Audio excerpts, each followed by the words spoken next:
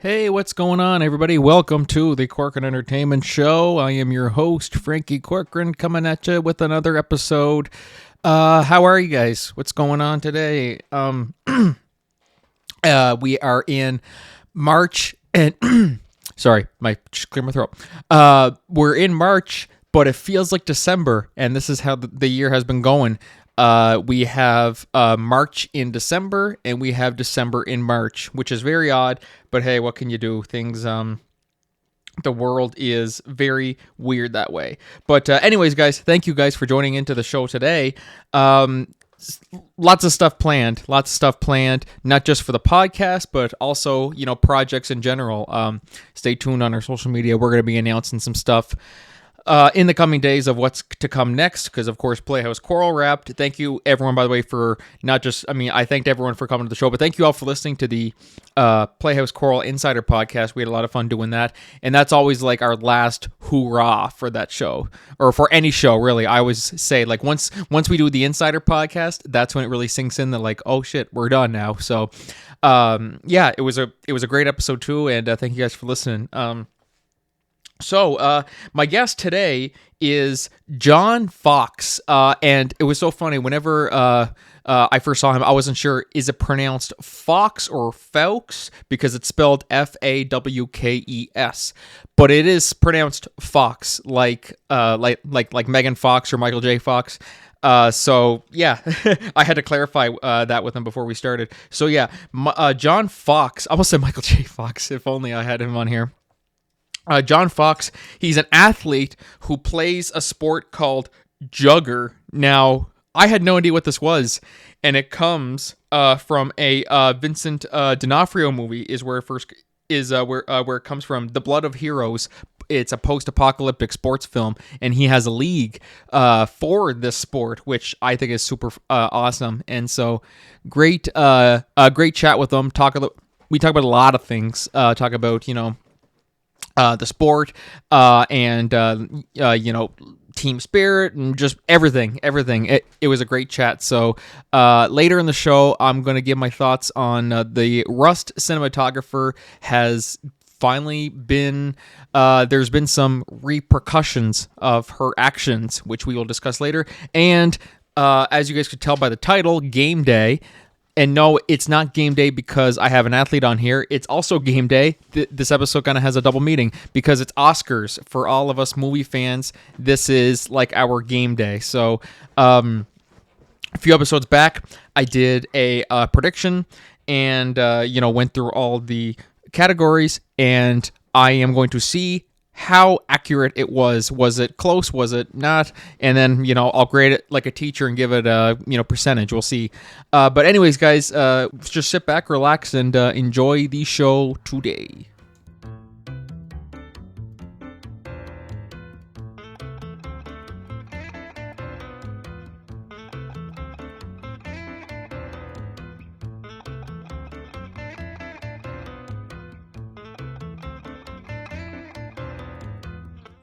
Well, hello, everybody. Welcome back to the Corcoran Entertainment Show. I'm your host, Franky Corcoran, and today I am joined by all-star athlete, and it's not a soccer athlete, it's not a basketball or a hockey athlete, it's a jugger athlete. What's jugger, you might ask? Well, we're going to get into that. John Fawkes. John, how's it going? Oh, it's going great, Franky. Great to be here. Yes, great to have you here. And we were actually just talking before when I was making sure that I was saying your last name right. John Fawkes. It's pronounced Fox, but it's spelled differently. Was there always a mix-up with people when they were like they always spell your name wrong, or what was it like? Yeah. People often have trouble pronouncing it. I guess I didn't think much of it as a kid. I feel like people always got it right as a kid, and it's worse as an adult, but that's probably because as a kid, you're in school seeing the same people over and over. That's probably all that is. No, that's the thing. Once you graduate, it's almost like your whole past life is just, that's probably the best part about graduation is that you see the same people every day. And then once you're done, it's like, okay, I don't have to see, I can just see whoever I want. I don't have to you see these people every day who I can't stand. I can just go and see, like, there's people who you graduate with who Some you stay in touch with, some you're like, I don't care if I ever see that person again, but just the way it goes. Yeah. So feel free to elaborate. So I say Jugger, and people are like, what the hell is Jugger? I've never heard of that sport. It's based from a Vincent D'Onofrio movie. For those of you guys who may not know Vincent D'Onofrio, of course, Daredevil, uh, amazing actor. And so just what is Jugger for anybody who's wondering?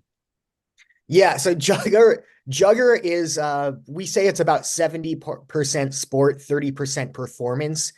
It is a field sport, much like lacrosse or rugby, mixed with a pretty heavy element of Ren Fair style medieval combat and a little bit of mixed martial arts.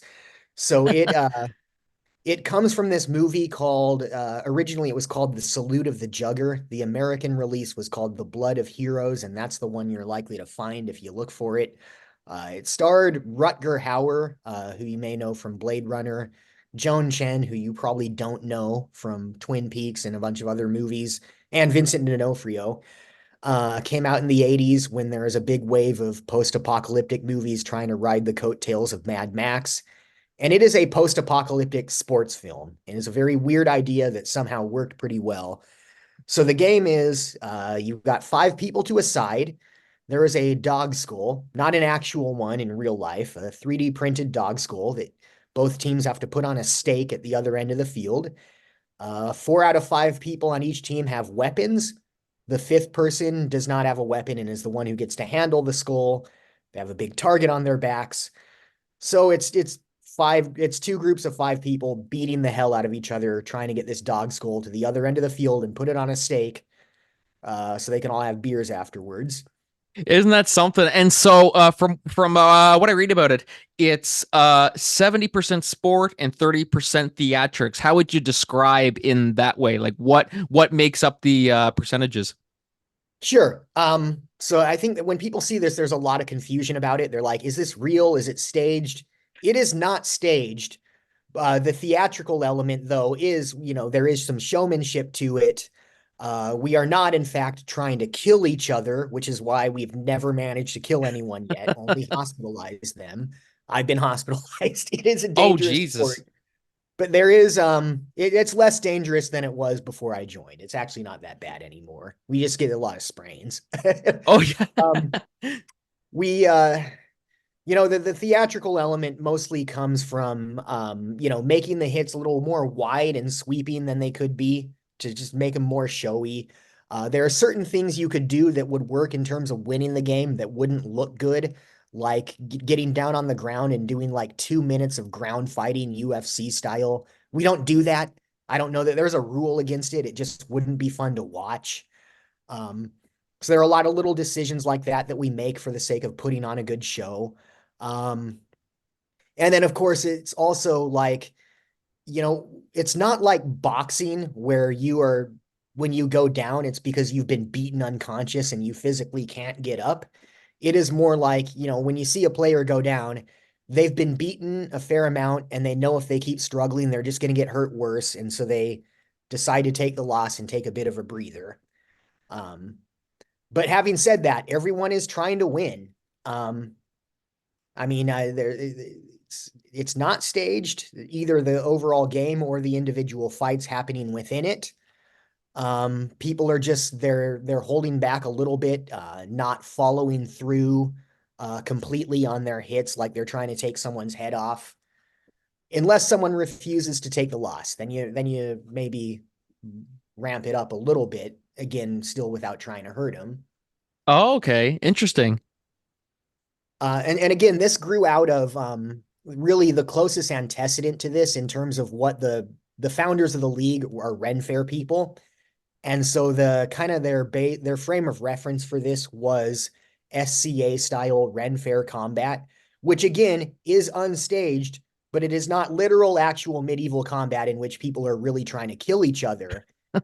And so that was their frame of reference in terms of how do we make this a real sport, but also like not actually kill each other, given that we really are hitting each other with rattan sticks. Keep it real, but also keep it safe. Or Yeah. what is it? Work smart, play, or What's that again? Geez, I can't. I can remember that Yeah, I saying. mean, we have a pretty loose definition of safe. Some of the it's gotten better over the years. I mean, as they added more safety rules, like we stop play if someone's helmet comes off, or the chain weapons. There's one chain weapon on each team. The chain weapons have a break point in them, where if the chain wraps someone's arm and you pull on it, the chain will break rather than dislocating their Oh, arm. They you I don't need to tell you how we learned that. Uh, I think they definitely, I only joined like 3 years ago. This has been going on for 10 or 12 years. So there was a steep learning curve for the first few years. The first few years, I'm told they averaged like one person being carted off in a stretcher per game. Now it's like once per 5 or 6 games, I think, maybe even more than that. The first year, someone had a helmet with like nails sticking out of it, which I don't know, even with no experience, I don't know why anyone thought that was okay. like, yeah, it's fine. Like, what's the worst Yeah. that can happen? Yeah. No, I take it back. I know why they thought that was okay because the first year they weren't playing the 5-on-5 game. They didn't have enough people. So they were just doing exhibitions where they just practice one-on-one duels. That's probably why they thought it was okay the first year. They cut that off the second year. They said you need a helmet that people can actually like not get stabbed with. Yes, exactly. If if we can walk away, I mean, in any sport, I think no matter what, there might be at Yeah. least one injury, at least one. But if we Yeah. can get no injuries, that's Yeah. the limit. That's what we'll Yeah. try and aim for. But how do you prepare? I mean, like that's the hard part. Like you can't really expect it. You know what I mean? Like how do you guys go into it knowing? Uh, as same like with hockey players, they might go through this, or basketball players, or any sport in general.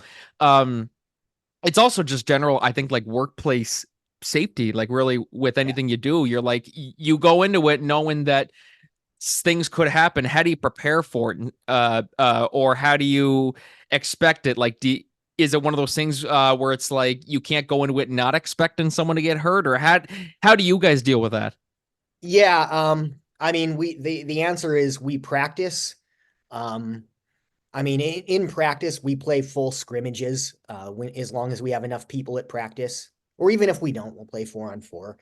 Um, so when I joined, and first off, what they do is the first thing when you join, you practice hitting each other without any armor on, so you can get an idea of how much it hurts without armor, and learn to kind of moderate the hits accordingly, so that you're basically like hitting fast, but like limiting the follow through and not doing like a full baseball swing.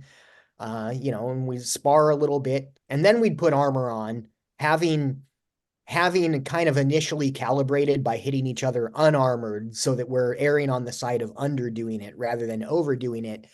And part of the reason for that is when you are playing the actual game and not practicing, you tend to, we call it ramping up. It's just when the adrenaline and the roar of the crowd gets to you, you tend to go harder.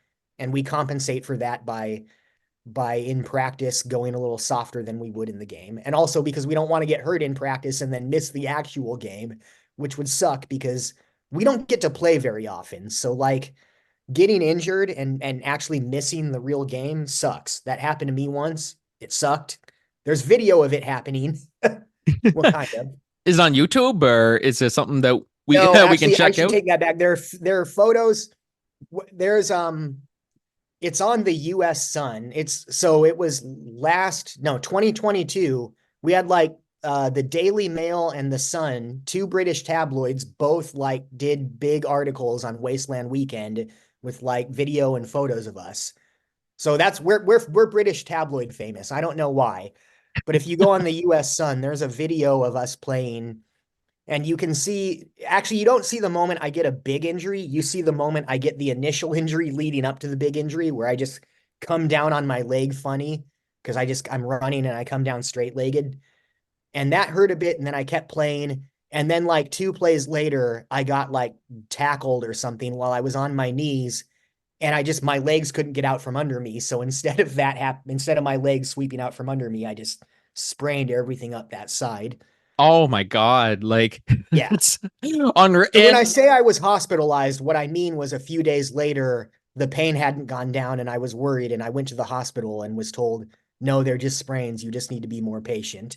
So it Oh, wasn't it okay. wasn't that terrible. Like it was literally like I go to the hospital, they say you just need rest. And of course, because life is always like this, the very next morning the pain is way better. Like that's exact I went the day before I would have seen noticeable progress. Like Oh, okay. But that's life is how a lot of those injuries start. Like there's some people, I know of some people who slip and fall, their leg is hurting and just don't think much of yeah. it. Go to the doctor. Oh, you broke your leg. Like there's people who like I know of stories of people who have done that and I'm just thinking like, "Oh my God, like how could they have not known that that was a broken leg?" But it's Yeah, like well, that's you'd how be it starts. Like it surprised. starts off broke, like kind of broke and but as they keep on walking and going, as Yeah. the days go by, they're not helping it by just, yeah, it's fine. I'll walk it off. It's the very best. No, Yeah, well, sometimes that's not how it works. that same game I got injured, we had our other quick. So I was playing the what's called the quick, which is the guy with no weapons who gets to handle the skull. I got injured. The other guy who played quick also, we thought he broke his thumb. He really sprained it. Um, so like he was out. Then I tried to go back in because like he just came to me and said, "Man, I think my thumb's broken. Are you sure you can't play?" And I said, "I'll try." So I tried to walk out on the field and just collapsed. And it just was like, "No, I can't, man." Yeah, no, it's too hard. He It's too kept playing hard. with a sprained thumb. The year after that, speaking of broken bones, I mean, I'm sorry to say this, I did break a guy's finger. It Oh, just Jesus.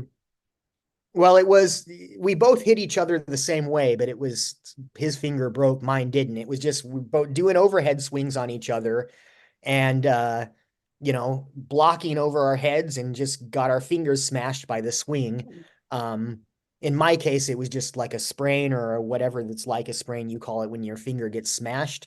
But in his case, the last bone on I think his index finger just broke. Oh, jeez. Oh my God. Yeah, well, and yeah, and the thing is, my stick was padded over, but even with the padding, it just had enough force to, and so that's why we wear heavy gloves. A lot of us wear like Muay Thai style wrist wraps under them. We pad over our sticks. What I learned from that is the flexibility in my stick that I thought made it a little safer. In some cases, makes it less safe because it's like kind of a whipping motion. Um, but the other thing I learned is just like beyond a certain point, being strong and having a heavy weapon, I don't feel like it helps me because I just have to hold back, you know? No, exactly. I don't want to hurt anyone.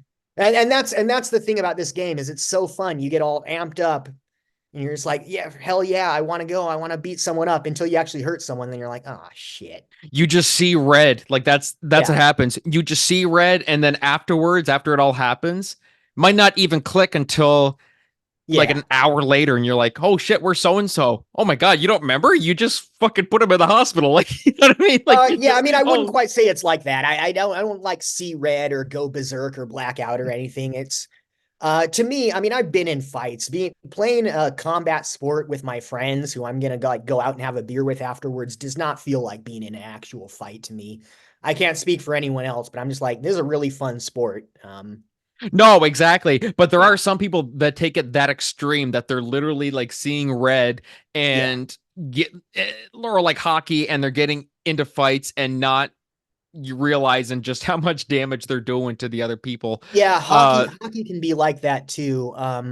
So we've in the past the Juggers have had players like that, and we've kicked them out. I mean, as rough and violent as this sport can be, we do kick out people who like are not willing to moderate their hits and who are clearly actually out to hurt people. Either because they repeatedly refuse to like follow safety rules on the field or they get into fights off the field. We've kicked people out for both. So and by the way, we haven't really talked about the movie this is based on. In the movie, the thing about how it's part showmanship is in the movie too. Like in the movie, almost every time people get hurt, it's because they got beaten down and they kept struggling long past the point they should have just taken the loss. And also in the movie, the Juggers never get into fights outside the game itself. Like they leave all the aggression on the field. And so that is our ethos too, is like we're not thugs. We're athletes. This is a game. We've got good sportsmanship. Um, and we don't hide that. I mean, we don't so I guess I should talk about Wasteland Weekend more broadly. Everyone at Wasteland Weekend has like there's a big role play element to it because of how it evolved out of Ren Fair. So everyone has like a fake name they go by. Mine is Hydra. The guy who runs this goes by City Buster. And so the two teams are like, we have a whole role play thing to them that they're the Army of Los Angeles and the Red City Raiders, who are a biker gang who run Riverside, which is a city east of Los Angeles. And in the role play, these two teams are allies who are doing this league as like a joint PR exercise. So even from a role play standpoint, we don't like pretend we don't like each other. It's a sport being played by friends, right? No, So exactly. And yeah, like nothing makes me more mad than seeing people who are doing the sport for fun, but they're taking it yeah, so overboard to the point where it's like, okay, dude, is this your career? Like, is this what you do? Is that why you take it yeah, so seriously? Like, we're here to have fun. If you're pursuing it professionally, then maybe I could see it, maybe a little bit why you take it so seriously. But the ones who yeah. go beyond, like, this is everything to me, I'm just like, come on, dude. Like, really, like get a grip on reality. I can't help but feel that. Yeah. Well, you Is there talked about hockey, and it's funny because I've started to get into ice skating, and I'd like to play recreational hockey. I need to learn to freaking skate first. But yesterday I went and practiced my skating, tried my first tentative attempts at crossovers, and I actually watched like a recreational pickup game because there's this great place I go that has two rinks, so you can go skate and then watch a rec game. Um, the hell happened there? I mean, Balloons I just don't know. popped up It your just screen. showed like some balloons floating over my face on the video. Does You that guys do can't see that, does but that every my time John hand go? moves, there's Oh, balloons or maybe not. something keep I don't flying know. up. That's what caused That's pretty that. cool. But yeah, I went and watched, and it's like there's no at this pickup game. There's no referee, so people are on the honor system, and there were a few fouls that looked mostly accidental, but like people are cool about it. And you know, you read stories about in hockey, like some people are just there to get into fights, and again, you got to kick them out because like people have jobs to go to, and that's what we always say at Jugger is like when we get home from Wasteland Weekend, we got to go to work on Monday, so we can't be getting hurt. Some of us have like physical labor jobs that you can't have like a broken leg and sit at a desk at home and do them, you know? Yeah, If they're hurt, they exactly. don't work. Um, and the weird thing about people like that getting into hockey is like again, I'm learning to skate now. The only way you can learn to skate is to go to public skate sessions where like 6-year-old figure skaters are sailing past you doing pirouettes while you're like stumbling around like a toddler. So I don't know how anyone with an ego ever learns to skate. Like, I don't know how any of these thugs who get into hockey looking for a fight, how did they get past that? How did they not like rage quit when like 6-year-old girls are just like showing them up on the public skate sessions, you know? It That's the seems biggest like that's a ego filtering boost and mechanism. crash. They walk out with their Yeah. ego high, and boom, the girls, they all surpass them in every way. Yeah. And again, we kind of do try to do that in training and just filter out anyone who's coming at it with an ego. Well, that's everyone's mask. That's Yeah. everybody's any person who is afraid to be vulnerable, any person who is afraid to people think weakness is a bad thing. It's like, well, look, Yeah. at the end of the day, we're all human, you know what I mean? Like, we all have Yeah. these feelings that, the way I see it, who cares, you know? Yeah. But I read on your profile that there is a feature film about the sport league by IGN in development. Is that true? Yeah, we don't know what the status on it is. I don't think it's a feature film, but they were a little, it sounded like more of a series. So this was Wasteland Weekend takes place at like the end of September. So IGN, they sent like a film crew to shoot with us for a couple days. Both days we had games, although the second game got canceled due to weather, which sucked. But yeah, like they sent a 3-man crew out there for like 3 days because they were there for 2 days and they must have been in the area the day in between those 2 days. And they said they were doing a series on groups that play sports from movies in real life. And so far they had like us, a group that plays Quidditch, a group of like lightsaber fighters, and there are a lot of people who do like various lightsaber fighting groups.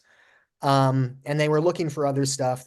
But it sounded like we were going to be the headline of the series because we were the coolest one they'd found so far. They never gave us a time frame on when it was coming out. I mean, it clearly a big production for the amount of manpower they put into it, but so I don't know what the status on that is, honestly. I was really hoping it would be out by the time we actually recorded this podcast because we scheduled it months ago. Oh, Um, okay. So but yeah, I don't yeah, know. who I knows? don't. This episode will come out, and then hey guys, it comes at this day. We're like, oh Yeah, crap, we should have talked. We should have yeah. waited. Last I heard from City Buster, the administrator of the Juggers, I don't think he'd heard back from him about it. So I don't know what the status on that is. I assume it's still coming out eventually. They never really gave us a time frame. Oh, okay, awesome. So only time will tell, I guess. Only time will Yeah. tell. So I mean, but that would be if it comes out, it'd be, I think, the biggest news thing we've had about us so far. no, well there we go, and then that will just increase your following because I mean IGN, Yeah. they're multi-million-dollar company. Well, and we'd love that because we'd really love to get back into playing other events. In the past, before COVID, we had a much bigger roster. We shrunk a lot during the Wasteland skipped a year because of COVID, and then it was like smaller the year after that when I joined. But in the past, we've played Combat Con in Las Vegas, which is like a historical martial arts convention where people do like medieval combat stuff. They one year they played Knot Fest, a heavy metal festival run by Slipknot. Oh, no Uh, way. so yeah, we'd be a great fit for like heavy metal events and Ren Fair medieval combat style stuff, and we'd love to do more of that. Uh, if we A, get the press for it, and B, get more members so that we can comfortably commit to it and know we'll have enough people able to come.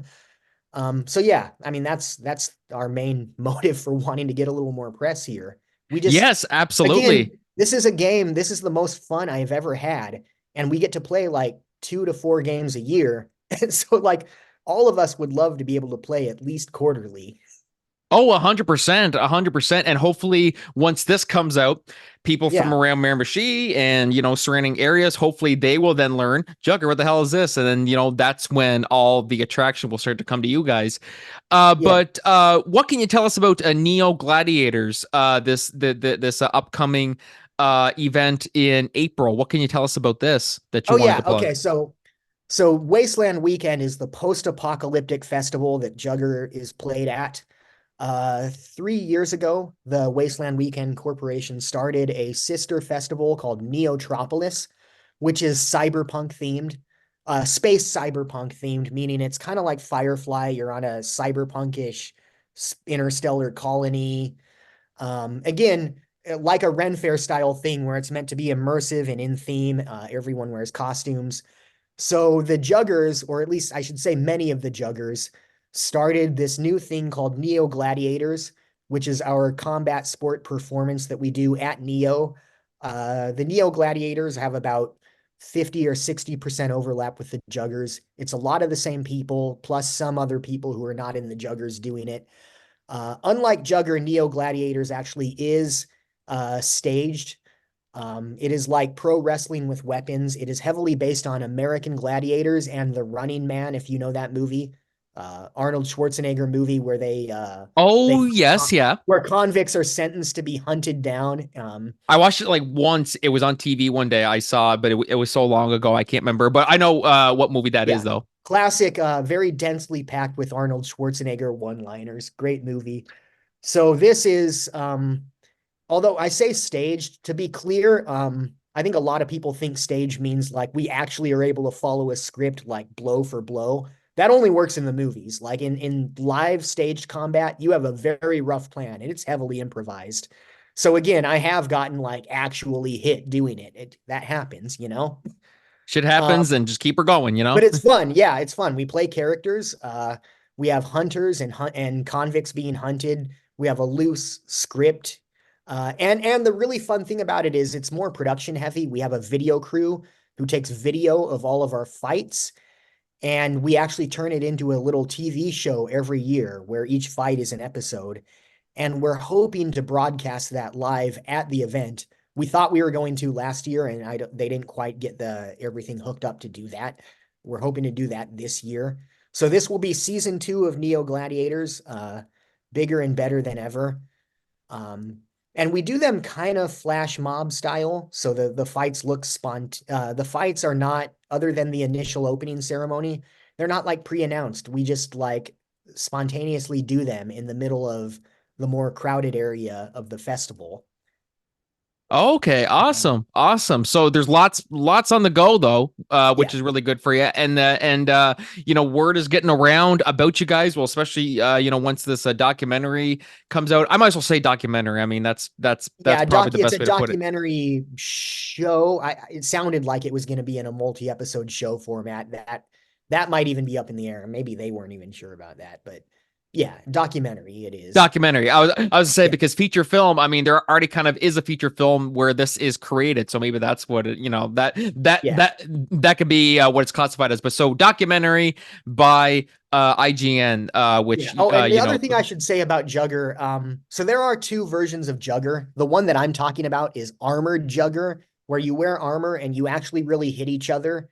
And that's we're not the only group that does that. Some of the Society for Creative Anachronism, there are a few people who do it.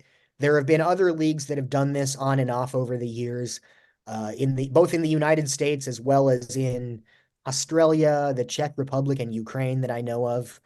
But there is another version of Jugger that is unarmored, and it is bigger teams. It is just like when you get touched with a weapon, you're out for a set amount of time.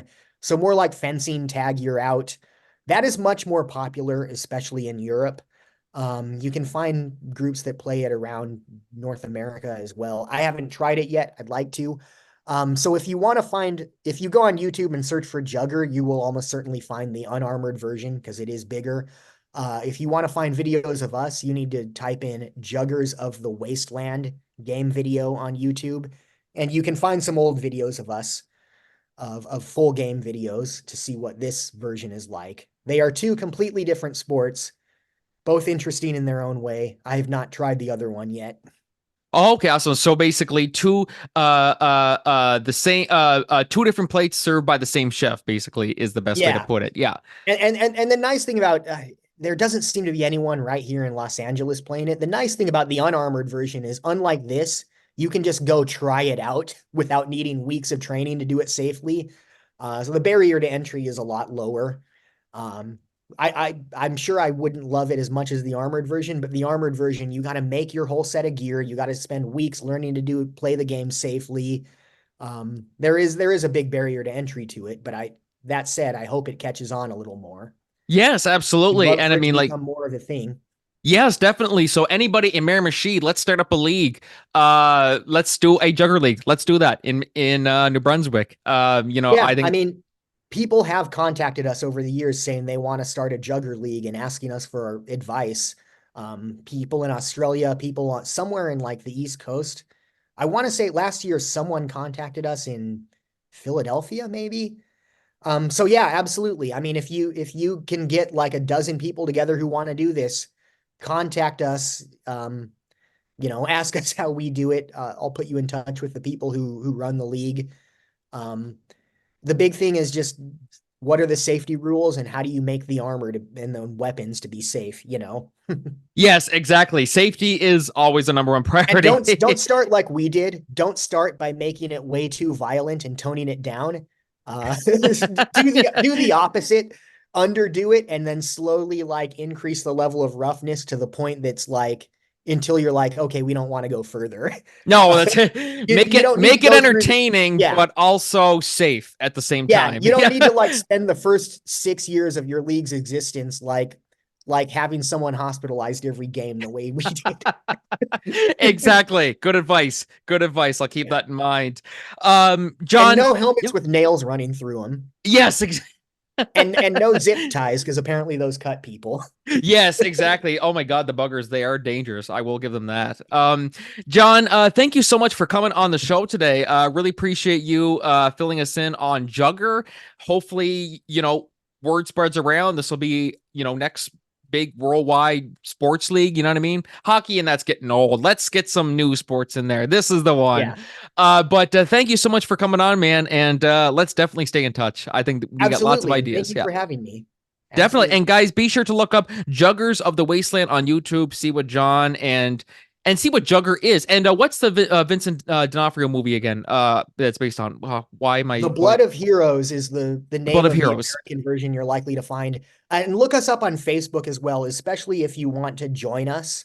I completely forgot to do the if you want to join us bit.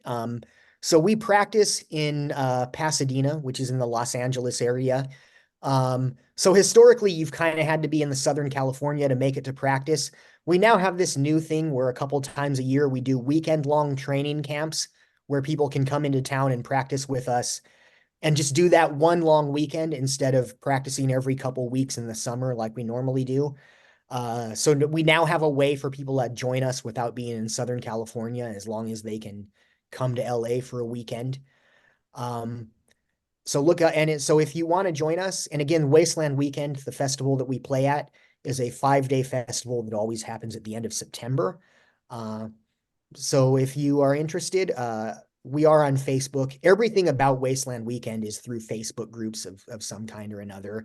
The main Wasteland group is called Wastelander Central. If you want to learn about the festival itself, if you want to join us, Juggers of the Wasteland on Facebook. Awesome. So guys, definitely be sure to check that out. Thank you to John for joining us today. Guys, we're going to take a short break. We'll be right back. But until then, this is Frankie and John signing off. Thank you so much, John. Really appreciate you coming on, man. Thank you, Frankie.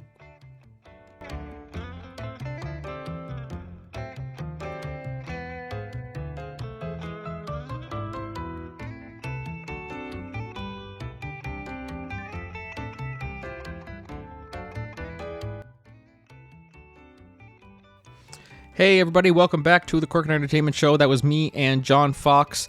Guys, be sure to type in Juggers of the Wasteland on YouTube and be sure to show some support and just see what Jugger is all about. Or you could even watch the movie that it comes from, The Blood of Heroes. You can find that anywhere. I couldn't find it anywhere.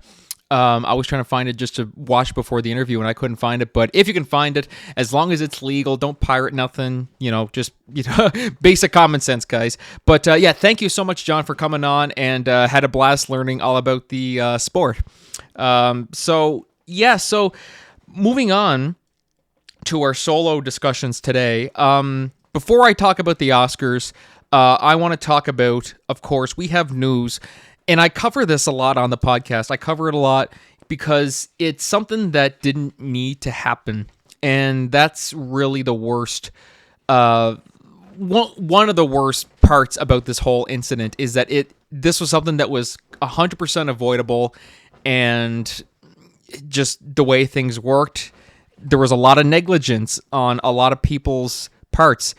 And with this situation, of course, I'm talking about the Rust shooting, which, just to give a quick recap, the low-budget Alec Baldwin Western film Rust. Alec Baldwin was handed a gun that was claimed to be a cold gun, which means it's a safe gun, safe prop. He discharged the gun, and it killed the cinematographer Helena Hutchins and injured the director, who did pull through, Joel Zauza. He did survive. But yeah, cinematographer lost her life over something that didn't need to happen. So now we have some news, and this happened way back in October 2021. Like, the investigation's been ongoing. Just how does something like this happen? That's the first thing that we all got to ask ourselves. Like, how the hell does something like this happen?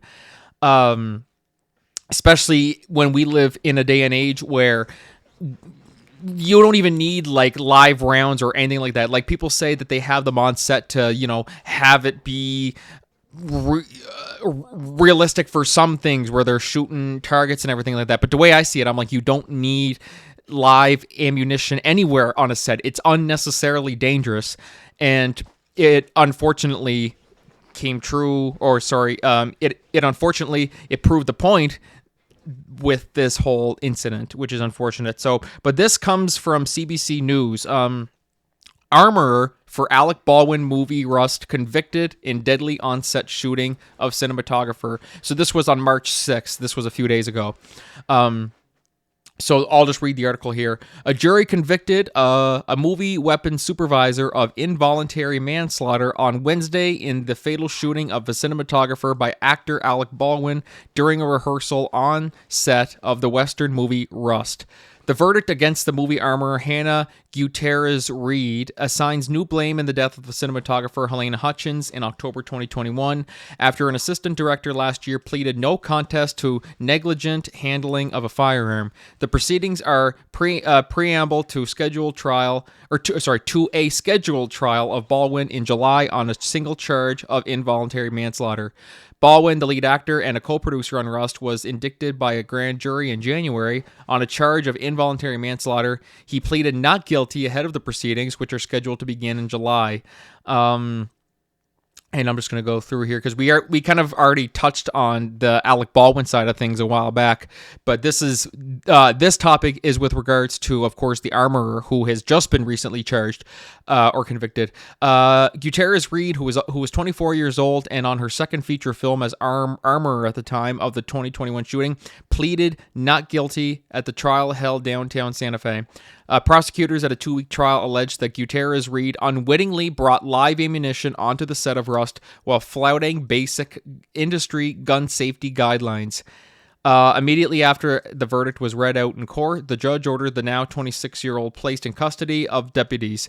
Lead attorney Jason Bowles said afterward that Gutierrez-Reed will appeal the conviction, which carries a penalty of up to 18 months in prison and a $5,000 U.S. fine. And let me see here. In closing arguments, prosecutor Carrie Morrissey described constant and never-ending safety failures on the set of Rust and Gutierrez-Reed's astonishing lack of diligence with gun safety. We end exactly where we begin, in the pursuit of justice for Helena Hutchins, Morrissey told the jury. Hannah Gutierrez failed to maintain firearm safety, making a fatal accident willful and foreseeable. This was a game of Russian roulette every time an actor had a gun with dummies, Morrissey said. Defense attorneys said that the problems on set extended far beyond Gutierrez's control, including mishandling of weapons by Baldwin. At trial, they cited sanctions and findings by state workplace safety investigators. I'm just going through here because I want to touch on... Yeah, we're here. So, Gutierrez-Reed, a scapegoat. This is the next topic. On the day of the shooting, Bowles said Gutierrez-Reed alone was segregated in a police car away from others, becoming a convenient scapegoat. You had a production company on a shoestring budget, an A-list actor that was really running the show, Bowles said, and at the end they had somebody they could all blame. Dozens of witnesses testified during the 10-day trial, from FBI experts in firearms and crime scene forensics to a camera dolly operator who described the fatal gunshot and watching Hutchins go flush and lose feeling in her legs before death. And it kind of talks a little bit more... Yeah, no. So, but basically that's where we are in that. It's... Because, look, it's one thing when you have Alec Baldwin, who, of course, never intentionally killed this woman. Like, never in a million years would he have even expected that a live round would be anywhere near where he was shooting, you know? So that is something that was just... That's one side of it.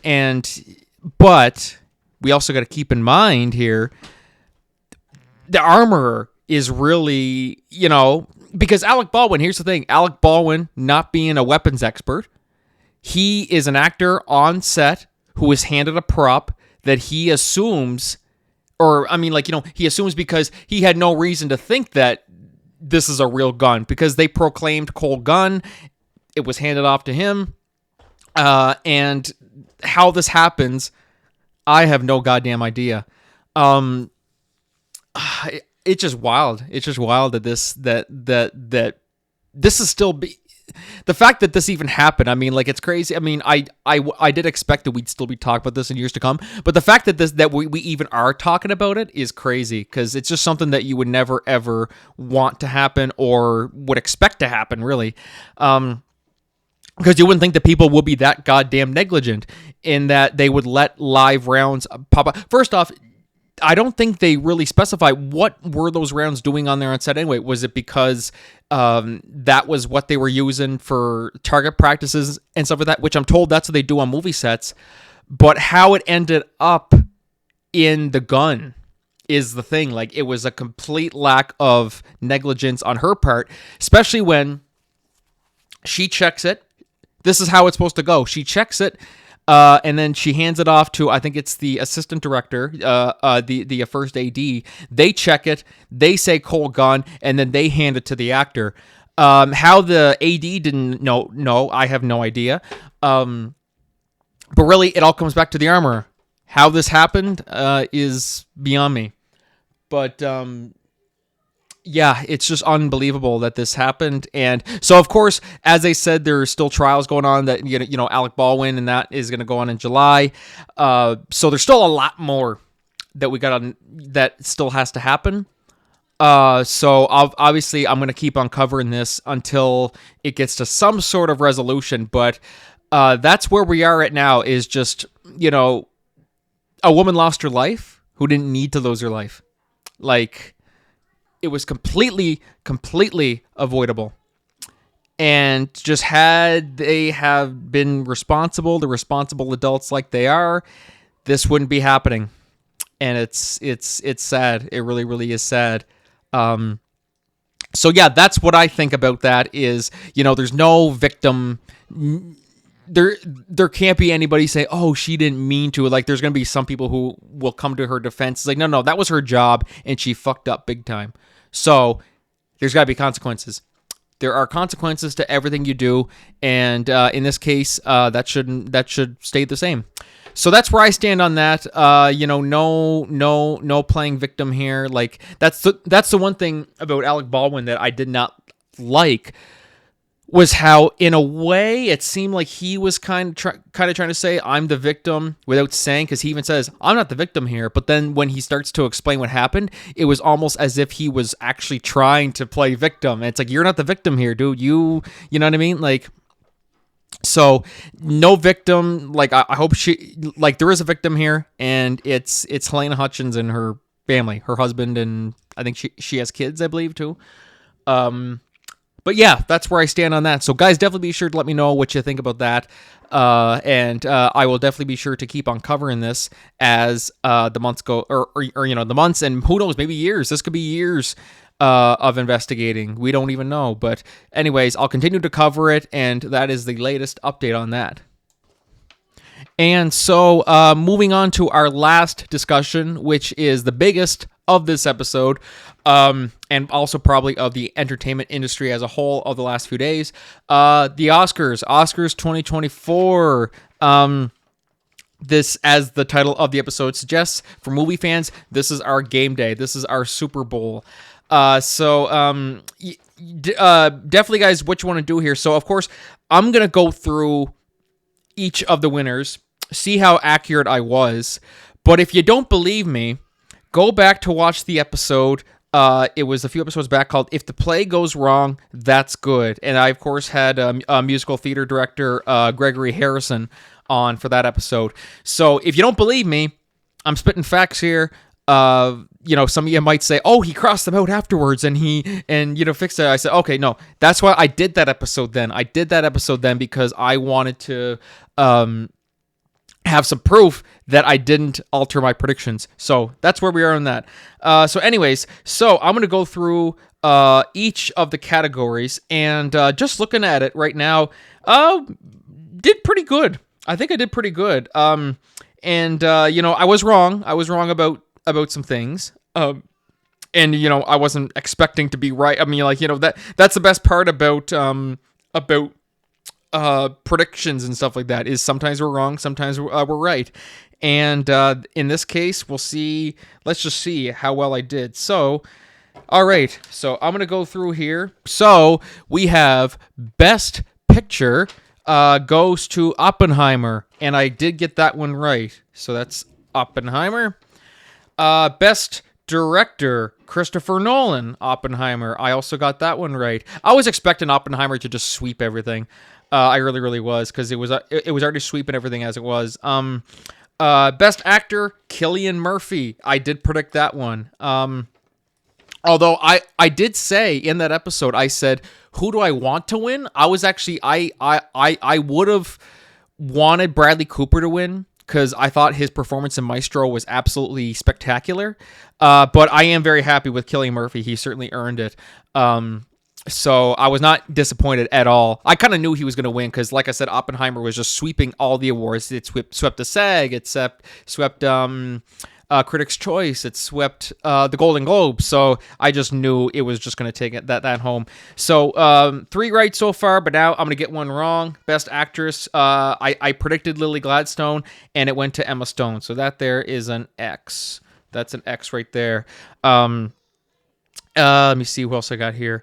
Best Supporting Actor, Robert Downey Jr. I did predict that one. That was a yes. And let's see what we got here. I got, so Best Supporting Actress, I had, there we go. Emily Blunt for Oppenheimer. I got that one wrong. So that's an X there. Let's see what else I got here. Best Original Screenplay. It went to I predicted The Holdovers, but Anatomy of a Fall took that home, so I got that one wrong too. Best Adapted Screenplay, American Fiction. I got that one wrong. I voted for Barbie. And so next up we have Best Animated Feature. I got that wrong. I voted Spider-Man Across the Spider-Verse, and it went to The Boy and the Heron. So Best International Feature Film, The Zone of Interest. I got that one right. Check on that one. Best Documentary Feature Film, 20 Days in Mariupol won, and I got that wrong. I voted for To Kill a Tiger. So that's an X. Best Documentary Short Film, The Last Repair Shop. I got that wrong. I voted The Barber of Little Rock. So X. Let's see here. Best Live Action Short Film. It went to The Wonderful Story of Henry Sugar. I voted for Invincible. So that's an X. Best Animated Short Film, The War is Over won. I lost that one. I voted 95 Senses, so X. Best Original Score, Oppenheimer. I did get that one right. Best Original Song, I was close. It was a song from Barbie, but it wasn't the song that I voted for. I voted for I'm Just Ken, which was performed there, and it went to What I Was Made For. Lyrics by Billie Eilish and Phineas O'Connell, so X on that one. Best Sound went to The Zone of Interest, and I voted Mission Impossible, so that's X. Best Production Design, Poor Things. I voted Barbie. Best Cinematography went to Oppenheimer, and Oppenheimer. The one award that Oppenheimer won that I didn't predict, Best Cinematography, I voted for Killers of the Flower Moon, so X. Best Makeup and Hairstyling, I voted Maestro. It went to Poor Things. Best Costume Design went to Poor Things, and I voted Napoleon. Best Film Editing, Oppenheimer. And Best Visual Effects, Godzilla -1. And I voted The Creator, so X. All right, so out of all those 23 awards, how many did I get right? That's the question. How many did I get right here? So 1, 2, 3, 4, 5, 6, 7. I got 7 right. Let me double count that. 1, 2, 3, 4, 5, 6, 7. Yep, 7. So, let me grab. Crap.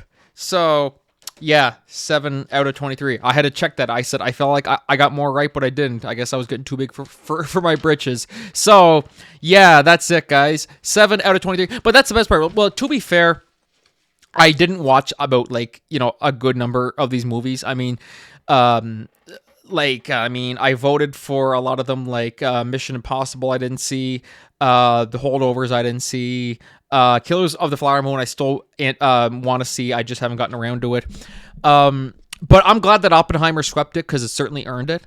And I'm glad that Robert Downey Jr. won Best Supporting Actor. That's the one I'm probably the most happy about because just seeing him getting the recognition that he deserves, and he was nominated 3 times already. And this was like his first big role post Iron Man, and I'm glad that he's getting that recognition. So I was very, very happy about that. And I was also happy about Cillian Murphy winning Best Actor. It was also his first nomination, which was great. And what a way to start, man. And so who knows, maybe after Oppenheimer, his his popularity is just going to go through the roof. Everyone in Hollywood's going to want to work with him. So anyways, guys, that's all my predictions on the Oscars. So you can check out that episode. If the play goes wrong, that's good, and see if I'm full of shit. But I marked them all down. So, don't be saying, well, I mean, hell, if I rated it, I would have given myself a higher score. So guys, I want to hear your Oscar predictions. Were yours correct? Were yours accurate? Maybe I'll put up a poll on Spotify and just see how correct were you. Correct, incorrect, dead wrong, or, I'm not sure. I'll think of something to put for the options. But anyways, guys, that's going to do it for the show today. I hope you all enjoyed game day. And the game day, because this is, for movie fans, this is our Super Bowl. Thank you to John Fawkes for coming on the show today. And I want to thank you guys for listening to us. As always, I really, really appreciate it. Stay tuned on our social media. We got lots more stuff coming up in the next coming months. Lots of good projects. More announcements are coming soon. Definitely, guys, for those of you who are interested in partaking in our Thursday Think Tank with Christian and friends, email fcorcoran10@yahoo.com with the subject Think Tank, and just submit your who you are, and we will arrange something for you on our next episode, which is next week, not this Thursday, but the week after. So thank you guys so much for listening to the show today. Until next week, this is Franky signing off. Have a great weekend, and make smart choices.